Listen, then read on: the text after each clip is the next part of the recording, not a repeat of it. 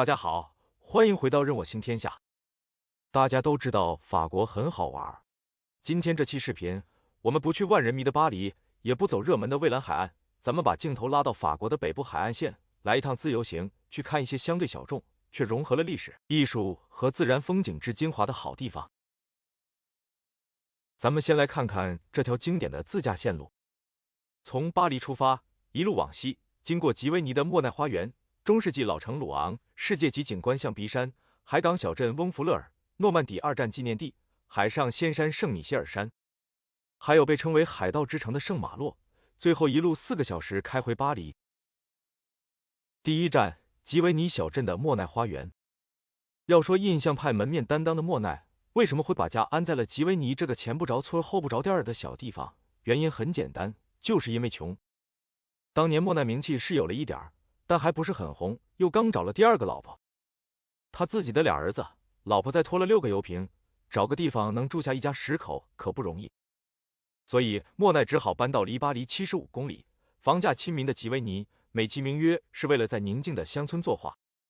莫奈在莫奈花园一住就是40年。您在画册里看过的那些睡莲、小桥，其实画的都是他自家花园里的东西。莫奈花园不是很大，如果非要用一个字形容的话，就是乱，但是乱的又不难看。这个可能就是莫奈的风格吧。看他的画也是猛地一看乱糟糟一片，但越看越有意思的那种。花园有2部分，可以先参观一下故居的房子和这边的花坛花园，然后穿过小路下面的通道去看另外一边的睡莲池和日本桥。要说这个莫奈花园风水是真旺，莫奈搬到这里以后，一下就赶上了美国镀金时代，各种石油钢铁暴发户们开始赶时髦，爆买新潮的印象派画家的画。莫奈就在家里赶工，光睡莲就刷了好几百幅。没几年，一家人就单车变摩托，妥妥的财富自由了。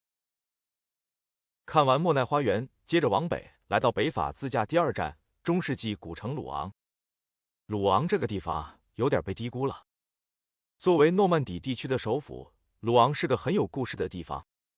法国历史上很著名的抗英女神圣女贞德，就是在这里被英国人审判和处决的。鲁昂老城比起巴黎、里昂这些地方来安静多了。在老城里逛逛，这些半木结构的老房子就整整齐齐默默地站在街边，给你一种时空穿越的感觉。鲁昂还有个大教堂，很有气势。当年莫奈老先生来这里情不自已，一口气画了30多幅的鲁昂大教堂，角度差不多，不同的光影，都是印象派的杰作。建议在鲁昂可以停个半天，好好逛逛老城，再喝喝咖啡。接下的第3站是北法的海岸线一个必打卡的自然风景——埃特勒塔镇的象鼻山。就是这种白色石灰岩的悬崖，海浪打出的大拱门，像大象鼻子一样，就是这里的地标。象鼻山一共有3个拱门，法语里的意思是上游之门、下游之门和大门，结果被大家亲切地称为小象、母象和公象。母象和小象比较容易玩，从埃特勒塔镇的海滩上就能看到了。公象要走到了母象的崖顶才能看见。从沙滩这边看母象和夕阳是个经典角度，所以当年莫奈肯定也不会放过。大西洋海滨风比较大，大家一定要带件挡风的衣服。接下来的这一站是法国最上镜小镇之一——翁弗勒尔。翁弗勒尔是个千年渔港，塞纳河的入海口边上，当年作为转运黑奴的大港红火了一阵子，现在纯粹是个旅游小城了。翁弗勒尔也是个又文艺又有故事的地方，印象画派就是在这里发芽的。印象派之父莫奈的启蒙老师欧仁不丹就是这里人。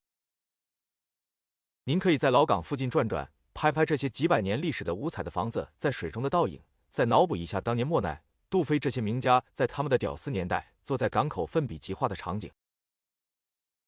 下一站，诺曼底海滩。如果您对2战历史感兴趣，这里是一定不能错过的。1944年6月6日的 D-Day，15万盟军士兵横渡英吉利海峡，在诺曼底登陆，正式开启了西线反攻。现在的诺曼底海滩碧海蓝天，风平浪静，但是阿罗芒什附近的桑葚人工港遗迹、奥马哈海滩上的纪念雕塑，还有美国公墓里的9000多座白色十字架，和现在岁月静好的海滩形成巨大反差，非常震撼，时刻提醒着大家战争的残酷。当年诺曼底登陆，英国、美国和加拿大盟军在海滩上一字排开，从最东边的代号宝剑的海滩到最西边的犹他海滩，兵分5路抢滩登陆。其中，美军主战场奥马哈海滩最著名，因为是战斗最惨烈、伤亡最多的。电影《拯救大兵莱恩》开头10分钟还原的就是美军在奥马哈海滩的战斗。奥马哈海滩、美国公墓和桑葚人工港码头遗迹都是去诺曼底必看的。看完了诺曼底，下一站可以轻松一点，看看一个海上奇迹——圣米歇尔山。圣米歇尔山其实是一个小岛，涨潮的时候和大陆隔断，就是个漂浮在海上的孤岛；退潮的时候有一片广阔滩涂和大陆连着。岛上有个小镇，山顶有个1000多年前修建的哥特式的修道院，远远看去就是个海上仙山、奇幻城堡。据说当年是大天使米迦勒3次托梦给当地的主教，让他在这个孤零零的岛上建这个修道院。岛上的小镇很小的，只有一条主街，已经商业化了。不过这里确实是打卡凹造型的好地方，因为景色太独特了，就像是童话或者武侠里的秘境。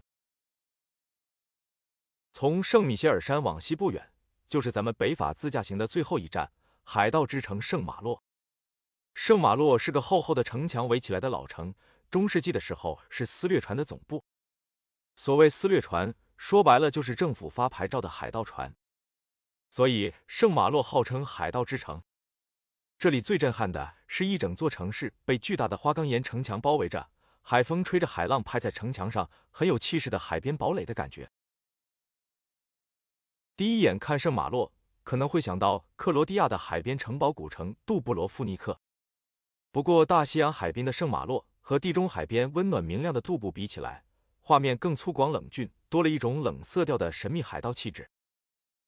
几百年前，圣马洛作为海盗窝的时候特别有钱，城墙、石屋和港口都修得很结实厚重。大家一定要走一走这个2公里长的老城墙。一边是整齐的灰色石头老城区屋顶，另一边是开阔的大西洋。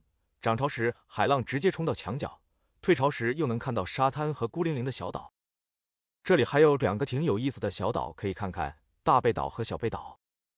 大贝岛和圣米歇尔山一样，退潮的时候是可以从滩涂上走过去的。上面没什么太多东西，有个法国作家夏多布里昂的墓，还可以从岛上回望圣马洛的全景。退潮的时候，小贝岛也是可以从大贝岛走过去的，上面有个小小的17世纪的城堡。北法这几个地方最好是4月到10月间去，冬天海边的小镇和悬崖峰都比较大，当然了人也少。夏天白天长，拍照比较理想，但人也最多。行程上建议3到5天，每个地方至少花个半天。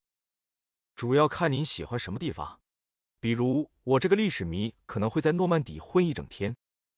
北法这一圈肯定是自驾最方便，从巴黎出发，火车加大巴也可以，就是要买很多段的票，比较麻烦。法国餐一般都错不了，北法这边可能没有南法料理精致，但是奶酪、苹果和海鲜的天堂，都很接地气的东西。诺曼底这一块地方比较冷，不好种葡萄，但是产苹果，所以招牌是苹果酒，有甜、半干和干几种，度数都不高，确实有苹果香的，可以尝一下。北法有一种卡芒贝尔奶酪，有名的软奶酪，外面一层可以吃的白莓，里面是软的，配面包，配苹果酒，甚至配烤肉的灵魂美味。法式的咸奶油焦糖也很可以尝尝，是这个地区的名产，甜点界的黄金酱。浇在可丽饼、面包或者可颂上，咸甜酥脆，很经典的吃法。最后还要提一下北法大西洋海滨的海鲜，一定要吃一顿。离圣马洛很近的坎卡勒是公认的生蚝之都，又便宜又新鲜。还有一贝就是青口，是从北法到比利时整条海岸线的国民料理。一贝和奶油、白葡萄酒、大蒜一起焖，配一大篮子薯条，简单但就是好吃。至于住宿，要看您的需求了。翁弗勒尔是个旅游小镇，最有度假氛围。鲁昂城市大一点，吃吃喝喝买东西方便。圣米歇尔山附近住一晚上，可以看夜景和仙气飘飘的清晨。圣马洛的海边散步很舒服。